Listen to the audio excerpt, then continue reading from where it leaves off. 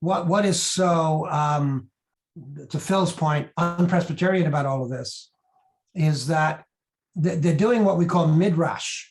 And what midrash means is, and this would be completely normal for Jewish communities, is they come together like this, and they're family, they're community, even though they're disagreeing, and they begin bringing scripture in, telling stories around scripture, but in a, how do I say this correctly?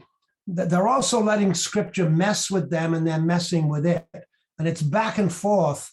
And what's important here is that these people they're seeped in this way of being around scripture. And it's not a matter of looking for Bible verses that will reinforce my argument. It's about living inside the richness of the Bible stories with these other stories. To your point, Andrew, you can't overemphasize that this process of decision-making is happening in, to use your language, for them, cataclysmic, disruptive times.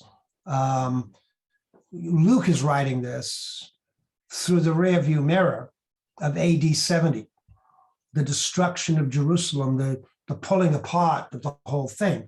Now, he places this story, obviously, in Jerusalem.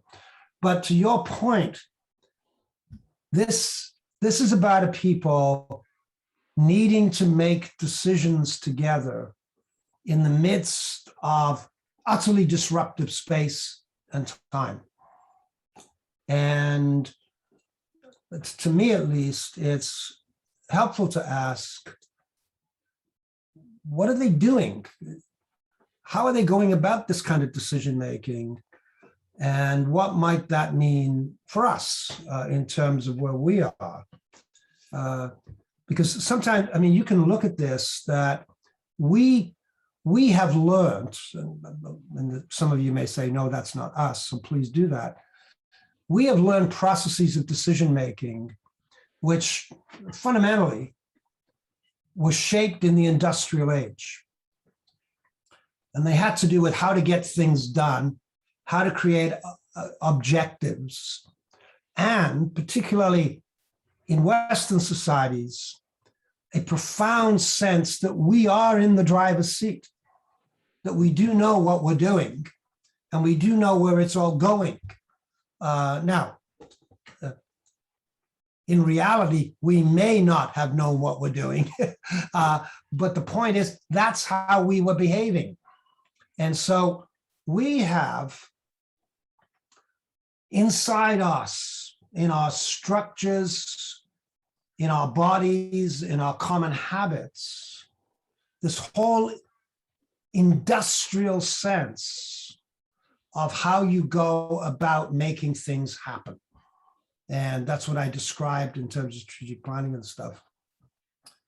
And now we tumble into this place of disruption that really, it's got nothing to do with COVID, to be honest with you, but it's a massive disruptive space in which we find ourselves. And those methods of making decisions that we've developed are simply not capable of addressing the space where we are. And so here you have a Jewish community that is shaped, it makes its decisions out of the interactions between text and story, text and story.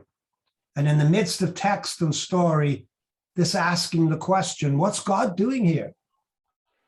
And how then do we listen? And what I find fascinating is that at the end of it, what James says is not, there's no white smoke going up the chimney at the Vatican. It seems good to us. I mean, did you get that? It's not we've made the right decision now and here's what we do. It's after midrash and story and back and forth, it's beginning to emerge that it seems good to us. It's a radically different way of decision making. We began this event by talking about the disruptive spaces in which we find ourselves.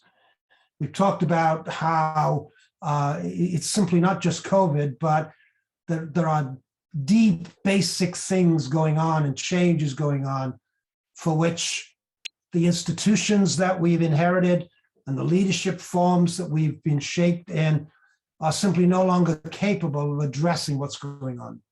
So what we're doing is creating what's called a leadership project, which is really for those of us who are saying, you know what, there really isn't going to be a going back to normal. We've got to discover again our calling in this new space. And just encourage you to check out the resource. Go to our website and you'll see there a video and some further information on the Leadership Project. And we're beginning our first group of people in the Leadership Project in January. So if you're interested, we just encourage you to take a look at it, get in touch with us, and we'd love to talk to you about it.